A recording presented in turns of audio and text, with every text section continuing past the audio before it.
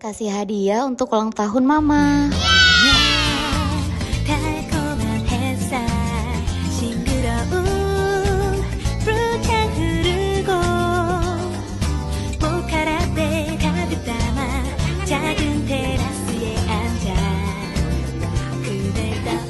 Berhubung mama aku lagi ulang tahun, aku mau kasih sedikit hadiah untuk mama.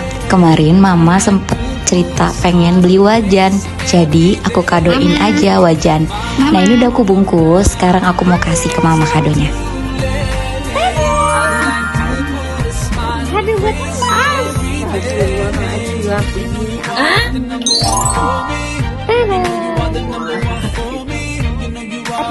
Selamat ulang tahun mama. Semoga mama suka hadiah kecil dari aku dan bisa bermanfaat buat mama masak untuk bikinin makanan kita sekeluarga. Dan kebetulan ini menjelang lebaran, jadi bisa buat masak daging semur lebaran. Tebak dulu apa? Apa ya? Donat. Kira coba aja. Kayaknya donat.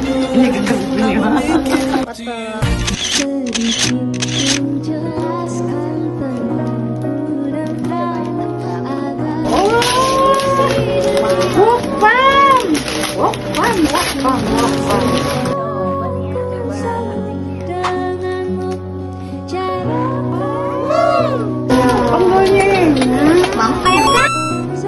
tutup. Oh iya.